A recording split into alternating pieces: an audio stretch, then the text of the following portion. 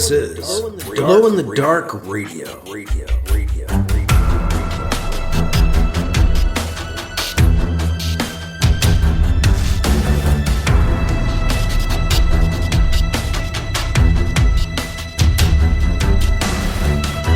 The science fiction podcast, with original independent science fiction, written and performed by Mike Luoma, with music by Kevin MacLeod.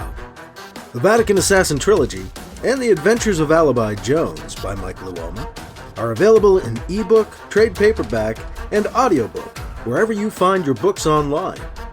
Get links and details at glowinthedarkradio.com. This is the Science Fiction Podcast, Glow in the Dark Radio. I'm your host, your writer and reader, Mike Luoma. I've got Chapter 11 of the novel, Alibi Jones, coming up on this episode. Alibi Jones, the Dakhur cat-like alien, and Piccolo, the somewhat sketchy human, are investigating an off-the-charts outpost in old Eldred territory, which they found by following Alibi's impressions. Visions, almost, really. These are things Alibi saw when he handled a piece of a supposedly Eldred ship. He got this image of the Helix Nebula in this outpost in his mind. And they managed to actually find the outpost. And it's been kind of a horror show. They found a strangely nondescript, low-ambition type criminal named Dmitri Masakov, a human, running the outpost, apparently, and conducting horrific experiments on humans and Eldred. He seems to be the kidnapper Alibi and Piccolo were on the trail of. Alibi found his old teacher, Miss K, but she's in a bad way, opened up on an operating table. Piccolo still hasn't found his sister he claims to be looking for. Now Alibi, Kit, and Piccolo are out on the surface of the planetoid the outpost is based on. They're looking for the ships, the Eldred ships, that would have brought Eldred and kidnapped humans here, the big ships. There's been no sign of them, so Kit suggested the ship's hangars are underground.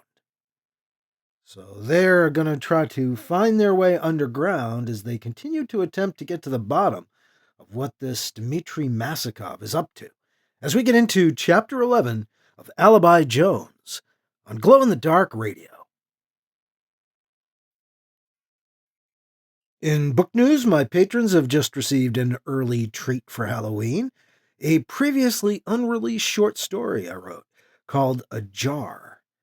A Jar. It was written about 5.5 years ago for a Balticon writing challenge from Skatori Entertainment, Scott and Torrey Pond. They gave us a prompt and a phrase to be included and a word limit.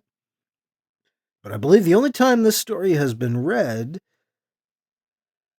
aloud even, before now, was for Scott and Torrey for the writing challenge at the 2019 Balticon.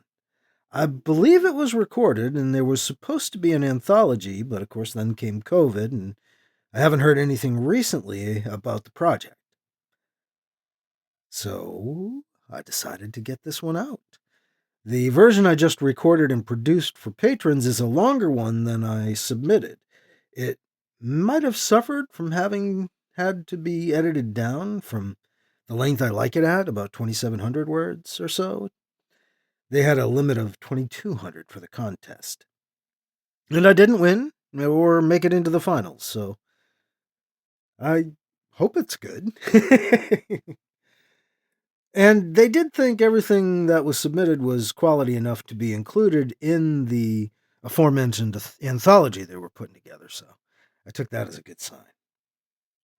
And again, that is now just for patrons, so if you want to become a patron and check that out, just head over to patreon.com/glowinthedarkradio, and you can join for $2, $5, and $10 a month, and help support the podcast, and then every once in a while get these extras that I try to send your way. And this one is for $5 and $10 patrons, so Again, a big thank you to patrons for the support, and I hope you enjoy the new story. And if you want to check it out again, patreon.com/glowinthedarkradio. And you can become a patron for $2, $5, or $10 a month. And my huge thanks again for those of you who are patrons. In other book news, Barnes & Noble has restored my paperbacks, I'm happy to say. I just had to ask them. I was like, hey, what happened? They're like, well, every once in a while we just go through. And I was like, okay. And they were like, just give us your book numbers and we'll put them back. I was like, really? So I did.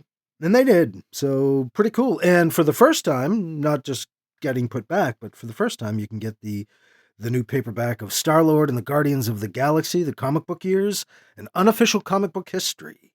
That has been out as an ebook for a little bit. The second edition just came out.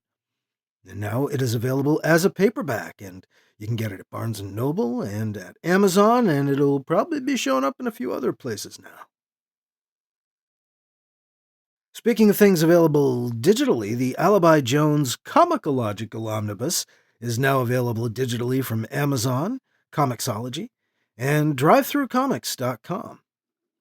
Now, this is the omnibus that collects all the comic book stories of Alibi Jones, so everything that's had an illustrated story and appeared in my comic books or elsewhere.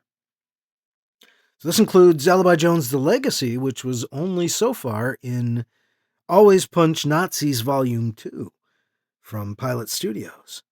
So it's all collected. Still waiting on the print edition, as my printer, Kablam, was down in the Tampa, Florida area and had to close up for a couple of hurricanes, so I haven't bugged them about the printing. I'm just waiting to hear back. Speaking of hearing back, it's been nice to hear from the artists I work with, as I let them know that this is coming out, and what their share of sales is, where to get copies, etc.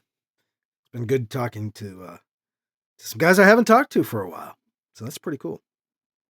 But that is available again now digitally, the Alibi Jones Chronological Omnibus. And that does it for book news. We've got a long chapter to get into here, Chapter 11 of Alibi Jones, on the way next on Glow in the Dark Radio. My father told me I must live as both the wise, gentle, thinking turtle and the shark that must swim to survive. Zolf's team of combat engineers is dispatched to a subsurface ocean facility on a rescue mission. What they find is far more than they can handle. From Paul E. Cooley, Parsec Award-winning author of The Black, Station 3, now available from shadowpublications.com and iTunes. He also told me that sometimes the shark must eat.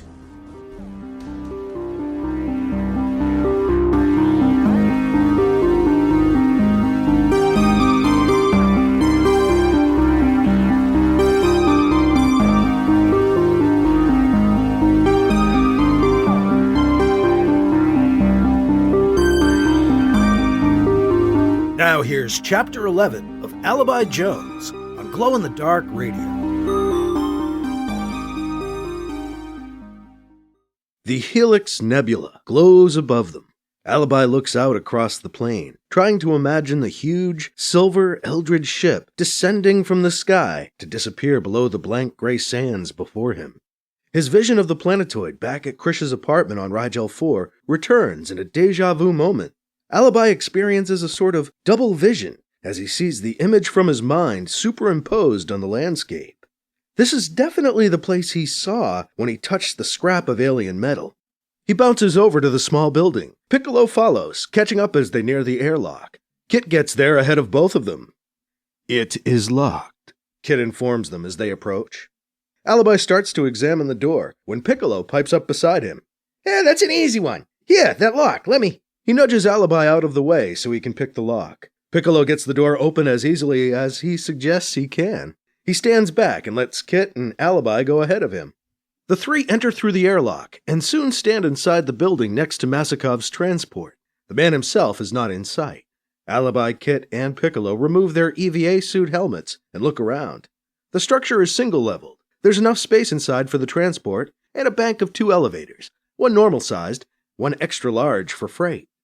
They make their way around the transport towards the smaller of the two elevator doors. Before they can press any buttons, it opens. Masakov stands directly in front of them, holding a chain in his hand. The chain leads to an attractive brown-haired young woman in manacles, standing captive next to Masakov. They're all startled, but Piccolo literally jumps. "Katie!" Piccolo shouts. My sister!" "Who?" is all Masakov gets out. The woman recognizes Piccolo and recoils. She leans into Masakov as she pulls away from Piccolo. "No!" she screams. Masakov and the rest of them turn to her, momentarily stunned. "What the fuck?" is all a surprised Alibi can manage before Masakov lunges at him. Alibi dodges, gets out of the man's way. Masakov stumbles past Alibi and out of the elevator. "What are you doing here?" Masakov says. His words sound slurred and distorted. He looks confused for a split second, then he turns and lunges at Alibi again. Alibi's confusion gives Masakov a momentary edge. He connects and sends Alibi sprawling across the floor. Kit moves to close the distance. "I'm not going back to Lavaleur!" Katie shouts at Piccolo as she shuffles away from him and out of the elevator. Alibi gets up and lunges for Masakov. "Ugh!" Alibi grunts as Masakov knocks him away into the wall. He ricochets off and stumbles onto his knees. Masakov advances on Alibi, reaching to grab him over the head, around the waist, lifting him up to pile drive him. Kit leaps and pounces, closing the distance. He pulls Masakov off of Alibi and throws him into the wall. The man crumbles into a pile at the wall's base. "Who or what is this Lavaleur?" Alibi asks the girl as he struggles to regain his feet. Kit stands next to him, growling over Masakov. Piccolo tries to grab his sister. She keeps trying to avoid his reach, scrambling to get away from him. Her eyes warily shift from Piccolo to Masakov, as if weighing the worst of two evils. Then she looks at Alibi. Her eyes catch his and bore in, as if looking for something. "Who is Lavaleur?" The girl mocks Alibi with her sarcasm. "Oh, that's good. What are you, a fucking actor? Bet he's the guy who signs your paychecks. I know for sure Lavaleur is his employer," she tells Alibi, nodding and glancing over to indicate Piccolo. "He's paying that fuckhead for sure. For all I know, you're working for him too." "I do not work for anyone," Kit says, answering the girl's accusations in a measured tone. Alibi stares back into Katie's eyes, trying to convince her silently. "I'm not sure what the fuck is going on here, but I'm not the bad guy." "Everyone works for someone," Piccolo says. "Come on, Katie. The guy's carving people up. Lavaleur isn't ripping women's fucking uteruses out of them." Masakov stirs and begins to rise. Alibi looks away from the girl and down at the butcher lying on the floor. Masakov looks up at Alibi, a strange expression on his face. He leans towards Alibi. "Sometimes," he whispers in a different, clearer-sounding voice than he'd just used. "Sometimes I am still I." He says the last two words with heavy emphasis. Alibi punches Masakov in the side of the head, knocking him out. He searches the unconscious man, looking for the keys to the girl's manacles. He finds a ring of release sticks in the man's jumpsuit pocket. Alibi looks over at her as he straightens up. "I'm not sure what's going on," Alibi tells her, "but I do not work for anyone named Lavaleur." "He does," she says, gesturing at Piccolo. "He's not your brother?" Alibi asks. She stops in her tracks. "My brother? You're kidding me, right?" she says, shaking her head. She turns to Piccolo. You told him you were my fucking brother? You piece of shit!" "I don't work for anyone named Lavaleur," Alibi says again. "We do not," Kit reinforces. "So, what are you doing helping him?" she asks, gesturing at Piccolo. "He said you were his sister. He was trying to rescue you. We were trying to help. I was trying to find an old friend, but..." Alibi trails off, thinking of Miss K partially dissected back in the other building. "If he told you I was his sister, he's lying. He's a fucking bounty hunter," she rants. "He works for Lavaleur. He's been trying to take me back to that fat old fuck to collect a bounty." Kit and Alibi turn and stare at Piccolo. "Is that true?" Alibi asks the man. "I really don't know him from a hole in the head, do I?" Piccolo shrugs. He looks around and tries not to say anything. "So," Alibi asks her, "is your name even Katie?" "Yeah, I'm Katie. Short for Katerina." For a moment, she gets a distant look in her eyes. "There are more people down there in that shithole of a ship," she tells them. coming back to herself. If you're really here to help, you've got to help them too. Their attention focused on each other, no one notices Masakov regain his wits, stand, and lurch into the elevator. He hits the controls. Before they can stop him, he disappears behind the closing door, as Kit, Alibi, Piccolo, and Katie look on. The sound of the building's outer airlock door opening behind them makes them all turn their heads. The airlock cycles. The inner door opens, unleashing the first of a score of Eldred. The vicious aliens start pouring out of the airlock, swarming their way, pointy teeth gnashing. Not the mellow, intelligent creatures of the history files. These are more of the rabid creatures they ran into in the other building. And these are armed and dangerous. They begin firing at Alibi, Katie, Kit, and Piccolo. The four of them scramble for cover behind the transport. Alibi punches the buttons to call the elevator, dodging their rifle fire. Masakov must have called them, Alibi figures. Kit nods, but he's focused on something else. He dives underneath the transport in front of them. Suddenly, the lead Eldred fighter moving along the side of the transport disappears underneath. A strangled cry rings out between shots fired by the other Eldred. Kit pops up on the opposite side of the transport, an Eldred rifle in his hand. He begins firing over the transport at the advancing Eldred, managing to nail two of the creatures before the rest drop back, retreating into the airlock. Grab one of their guns, Kit calls over to Alibi. Alibi edges around the transport and grabs a rifle from one of the Eldred bodies on the floor. An Eldred leans out of the airlock and rips off a shot at him that goes wide and hits the opposite wall harmlessly. Grab me one, Piccolo calls over at Alibi from next to the elevator. I don't think so. Alibi remains silent as he drops back to where Katie and Piccolo crouch next to the elevator door with just the one rifle in his hands. Eldred rifle shots rip around him as they shoot at him from the airlock. The elevator door opens thanks to his earlier button pushing. He crouches in the elevator doorway, keeping it open. He sights with the Eldred gun and lets rifle fire rip back towards the airlock. Flash! Come on, into the elevator, he calls to the others. We'll go downstairs and see if we can free some captives. I wouldn't mind punching Masakov again either, Alibi admits. That is not very progressive of you, Kit observes as he falls back next to Alibi in the doorway, firing back at the airlock. What? Alibi mock protests to Kit. Saving captives is progressive? I was referring to the punching, Kit says. Punching helps, Alibi insists, straight-faced. Ducking the rifle fire coming from the aliens back by the airlock, Katie shuffles on all fours past Alibi and Kit and into the elevator. Kit keeps the Eldred busy with covering fire. Alibi turns back to Katie. Going down? Alibi asks her once she's inside the elevator and out of harm's way, making a lame joke. She gives him a withering look. I've got the keys to those manacles, he says cheerily, holding up the release sticks as he tries to get on the girl's good side. She holds her bound hands up to Alibi. He removes the shackles from her wrists. Give me those, she says to him, motioning for the release sticks. He hands them over and she unlocks her ankles. The chains fall to the elevator floor. They're keeping everybody in the cells on the ship below, she tells Alibi and Kit, as she stretches, now free. She looks puzzled. You're really going to go in after them? She asks. Yeah, Alibi answers, now puzzled himself. That wouldn't be normal bounty hunter-ish behavior, she says, looking at Alibi and Kit intently. Neither is letting you out of your chains, Alibi helpfully points out. Yeah, she says, thinking, you've got me. The thing to do now would be get out of here and get your money from Lavalur. If we were bounty hunters, Alibi says. I told you, we're not. We're not working for this Valor or whoever he is. Flash! Kit fires another shot at the Eldred in the airlock as Piccolo slithers awkwardly into the elevator. He trips over the manacles and falls onto the floor just past Alibi. Alibi steps in out of the doorway so the elevator doors can close. As it begins to descend, Katie looks down at Piccolo as if she's going to spit on him. He works for Lavalur, she says in the sudden silence of the small descending room. I know that for sure. Fucking slimeball bounty hunter. Piccolo looks up at Alibi, Kit, and Katie from where he lies, curled up on the floor, small and strangely pathetic, like a worm squirming in the mud. He and Alibi lock eyes. Alibi wishes he could fire lasers from his eyes and melt the other man into a pile of goo. What? Piccolo protests. He tries to get to his knees to stand back up, but is bounced back down when the elevator reaches its destination with a lurch and a thump. Ah!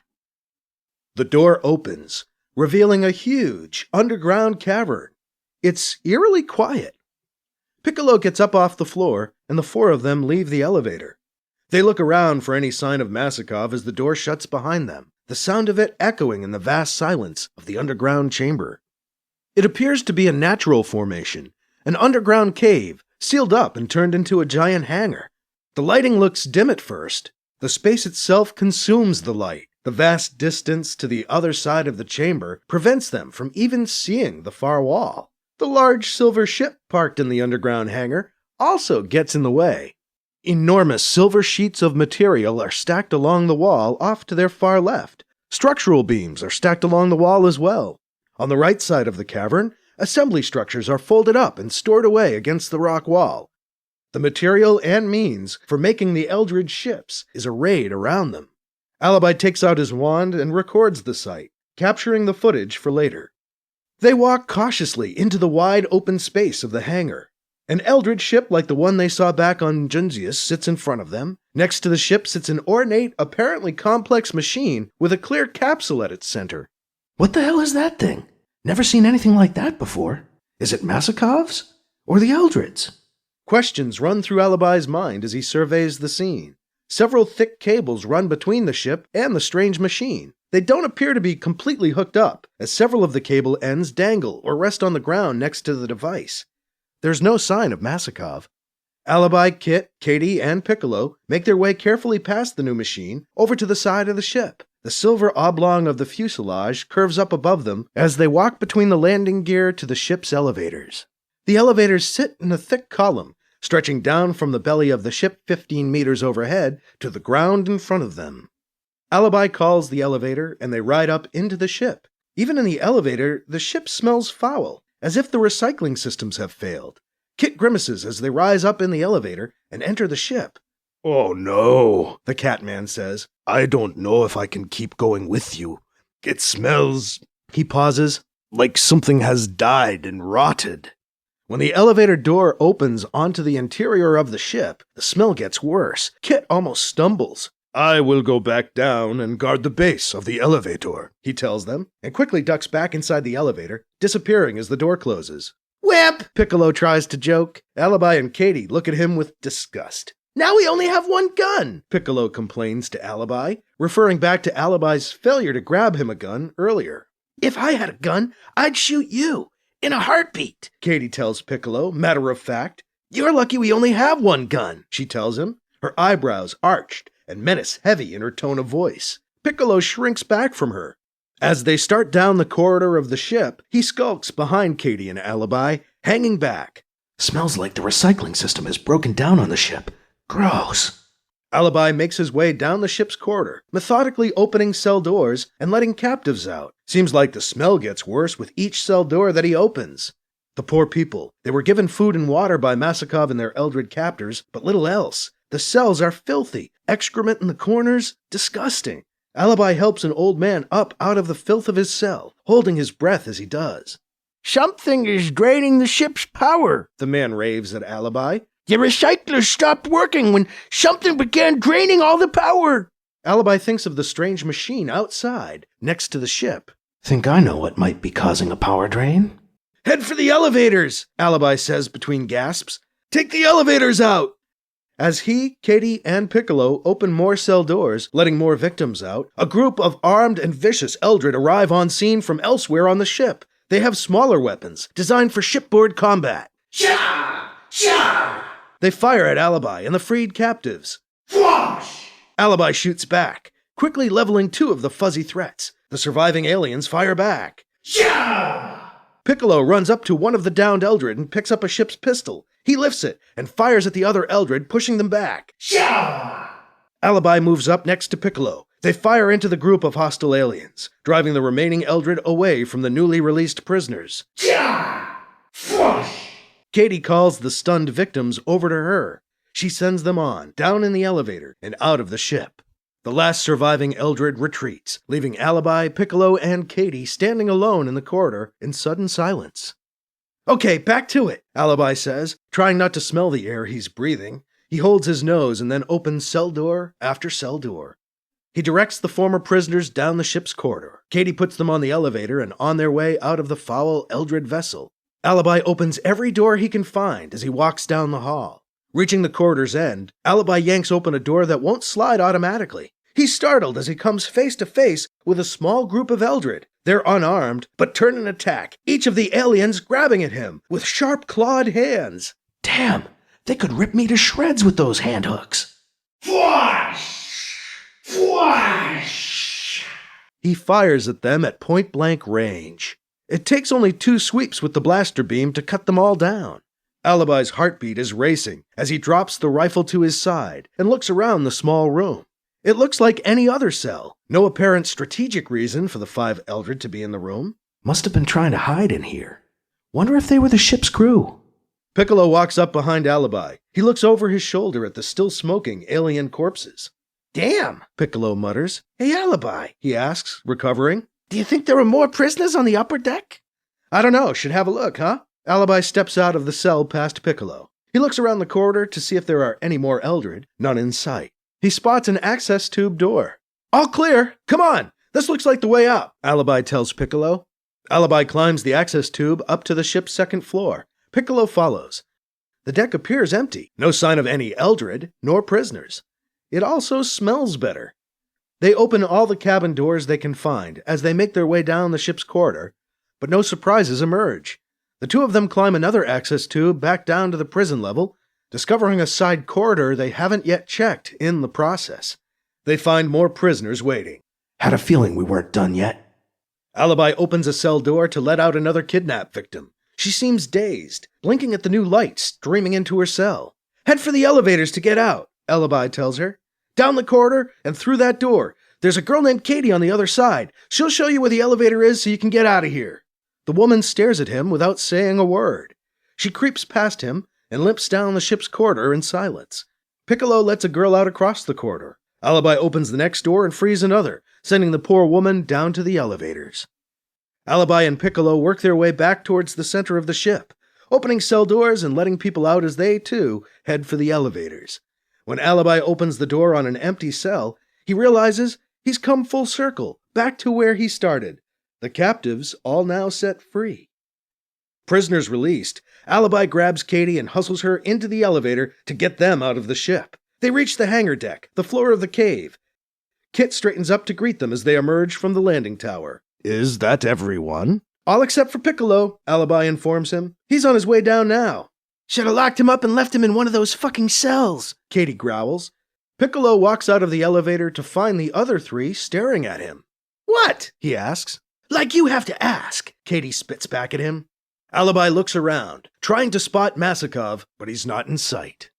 Fouled, confused, and shocked kidnap victims mill about. The prisoners are stretching, blinking, trying to acclimate to the wide open space after being kept cooped up in cramped cells. "We cannot take all these people back with us in our ship," Kit observes as he watches the people walk around the hangar. Alibi curses silently. He had thought they might be able to fly the victims back in the Eldred ship, but that was before they discovered the entire craft had been powered down. And never mind that the conditions on board the ship are now disgusting and probably unhealthy. Masakov and the Eldred turned a once space-worthy vessel into an inert prison. And Kit is right. Their cruiser is no option. They have no room. Alibi looks around at the crowd. There's no way even half of them would fit on their little ship. He also keeps his eyes peeled for some sign of Masakov. "We'll have to call in a safe ship," Alibi says, thinking out loud. "We'll need to keep Masakov away from them until it gets here. But I haven't seen him since he disappeared down the elevator."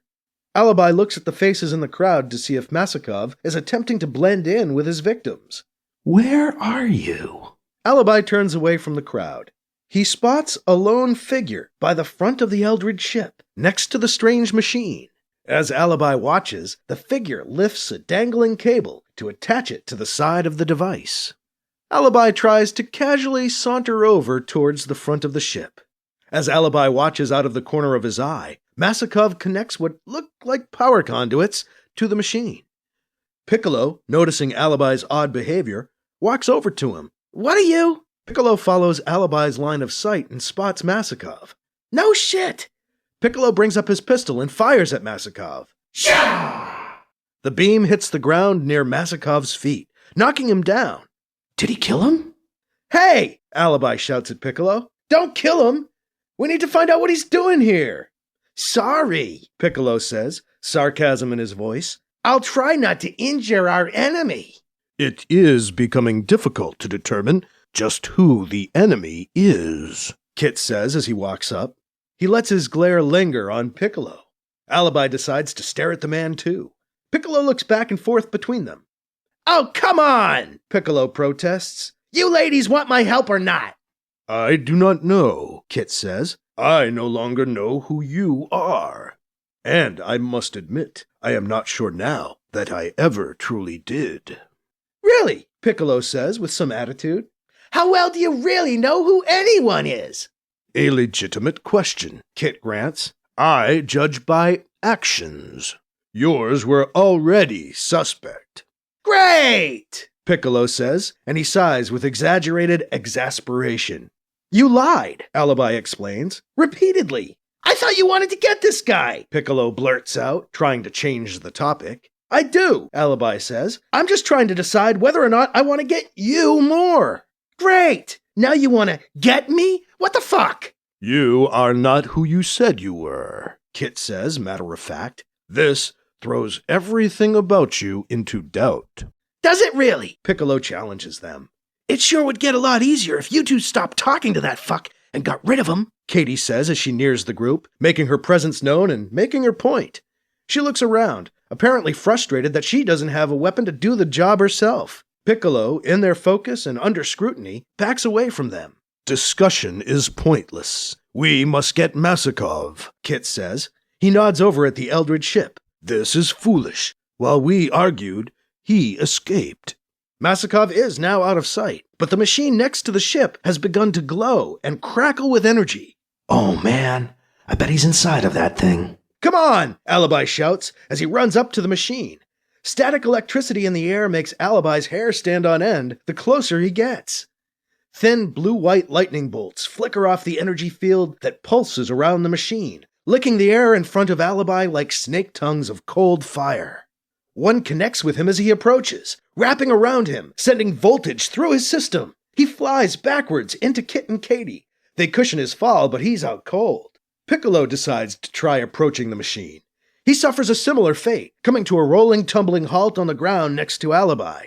Looks like there's an energy field or something, Katie observes. Really? Kit replies with understated Dakhur sarcasm. She glares at him. Really? She says with sarcasm of her own. Kit may be smiling as he walks away. It is hard to tell with a Dakhur.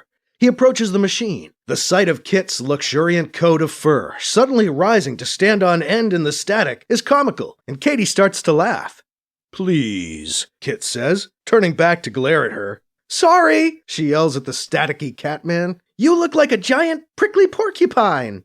So be it, he says. He turns back to continue on towards the machine. The energy snakes out in bolts, lapping at his prickly fur. He stops short of where Alibi and Piccolo were hit and brings the laser rifle up. He fires. The beam is absorbed by the crackling energy field around the machine. Kit can make out Masakov standing in an insulated capsule inside of the machine. As Kit watches, Masakov fastens straps across his chest. An ornately wired headdress lowers onto Masakov's head, and the machine closes in around him and the chamber. Masakov spasms and twitches, losing control as if being electrocuted. If not for the straps, he'd be flailing madly. He shakes and strains violently against the restraints holding him down. With one last, violent, barely restrained heave, Masakov nearly breaks the straps. He slumps, and the machine loses all power, going dark. Alibi stirs on the ground. He props himself up on his elbows. Anyone get the number of the spaceship that just hit me? He stands, his legs only giving him tentative support. What happened? Is it over? The static electricity dissipates. Kit's hair settles back into place as he nears the now inert machine. He opens the front of the device and then its inner chamber. Masakov's body falls out, a smoking, dead husk. Alibi walks up, rubbing his head. He looks down at the shriveled corpse. What'd he do? Alibi asks. I do not know, Kit answers. Is he dead? Alibi wonders aloud. It appears so, Kit purrs. Do you think something went wrong? Again, we do not know. First, we would have to know what it was that he was attempting to do with this machine. We do not. But somehow, Kit muses, I do not think we are that lucky.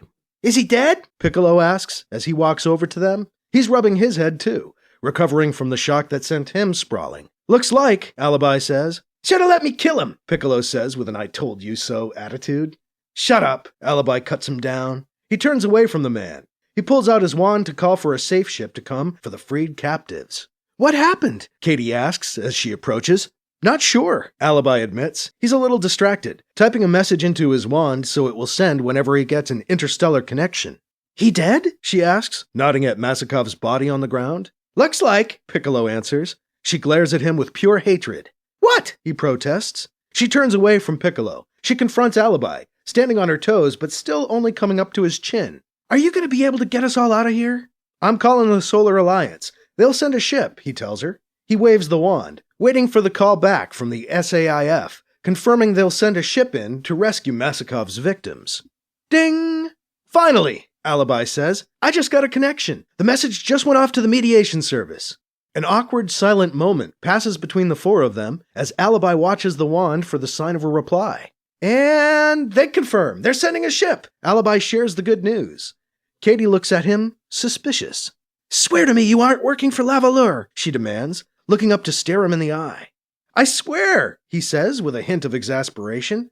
I'm not a bounty hunter. I don't work for Lava What's-His-Face. Lavalure, she insists. Swear to me you aren't working with Lavalure. I swear to you, I am not working with Lavalure, Alibi says defensively.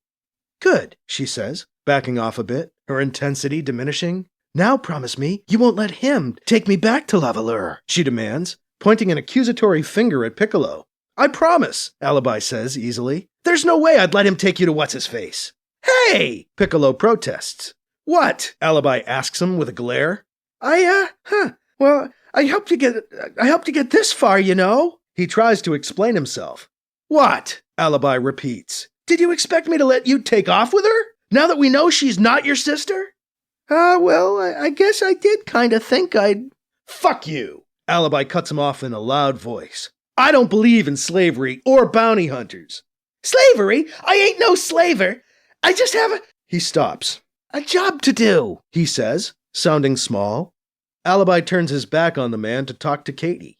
He has no claim on you, Alibi assures her. Not so far as I can see. Can I go back with you? She asks Alibi, apparently starting to trust him. Is there room on your ship for me? He looks from her to Kit before he answers. Kit nods his approval. Sure you can, he assures her. Can we leave him here? She asks, nodding at Piccolo. Hey, don't leave me behind! Alibi ponders his options.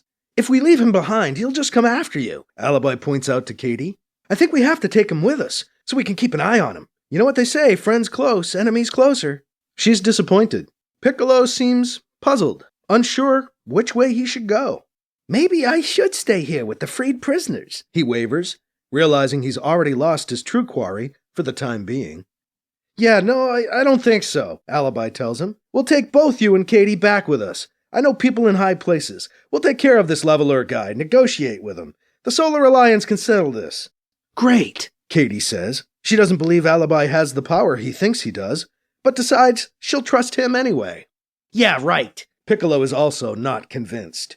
Alibi notices that Kit has been edging away, moving off to the side of the cavern by himself. Concerned, Alibi approaches him. Everything all right? Alibi asks as he walks over. I am sorry. I am trying to stay out of odor range of the captives, Kit explains. You ready to get out of here?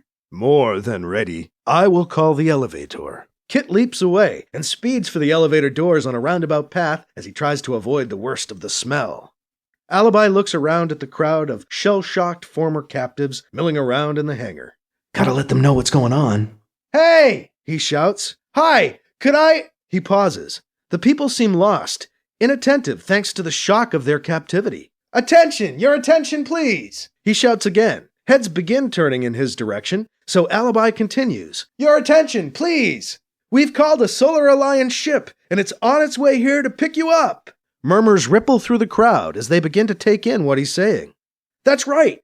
A Solar Alliance ship will be here momentarily to take you back to Alliance space, he repeats in a loud voice. The murmurs gain volume. Actual conversations erupt. Alibi smiles. He turns to Katie and Piccolo. Okay, let's go.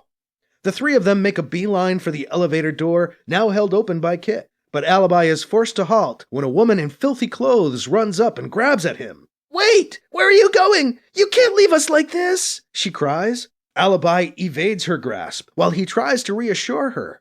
"We're not abandoning you," Alibi tells the woman as he tries to avoid her touch, looking as if he's engaged in an awkward dance with her.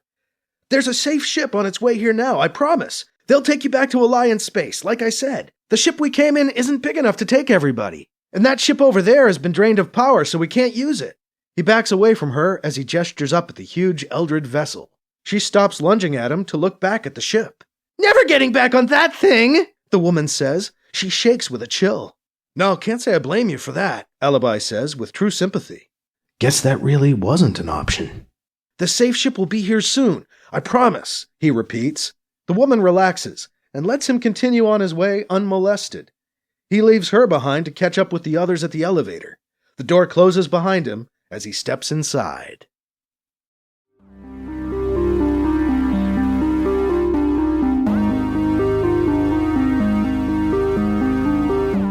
That was Chapter 11 of Alibi Jones, the novel, part of the Adventures of Alibi Jones Chronological Omnibus on Glow-in-the-Dark Radio. Well, a lot to digest from that chapter. Lavalure? Who the fuck is Lavalure? And Piccolo is obviously as sketchy as he seems. Katie's not his sister, just his bounty. Masakov seems to be dead or escaped somehow. Sort of. They managed to free a bunch of kidnap victims and did free Piccolo's sister, Katie. So there's still some unfinished business back at the other building, though. So we're going to head back to the surface and follow Alibi Jones back to that outpost building in our next chapter, Chapter 12 of Alibi Jones, on our next episode. And a little recap of book news. Good to announce that Barnes & Noble has restored my paperbacks, so you can get them there once again.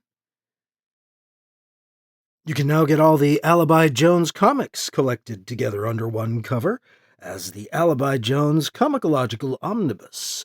Now available digitally. It is not yet out in print. My printer's down in Florida, so I'm hoping they made it through the hurricanes okay and that's on the way. But you can get that digitally at Amazon and at drivethroughcomics.com. And a big thank you to patrons, and a big thank you was sent their way just last night, actually. I think it was Friday night I got it out there. The new short story, Ajar. The new short story, Ajar, never before released publicly. Now available for patrons only over at patreon.com for $5 and $10 patrons. And if you want to help support the podcast, you can do so for $2, $5, or $10 a month through patreon.com/glowinthedarkradio. Just head over there to get more details. And that is all for this week. I'm your host, your writer and reader, Mike Luoma. Thank you again for listening to Glow in the Dark Radio.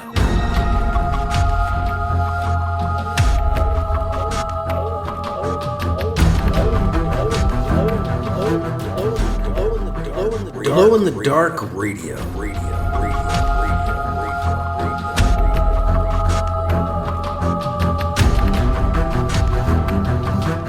This podcast presentation is copyright 2023 by Michael F. Luoma and is protected under a Creative Commons Attribution, Non-Commercial, No Derivatives 4.0 International License. CC by NCND 4.0. Music by Kevin MacLeod. You can find his work at incompetech.com.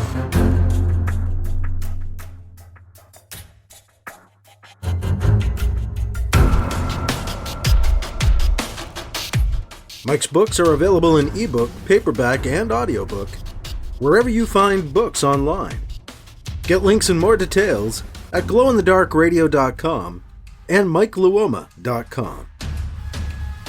This has been a presentation of Glow in the Dark Radio.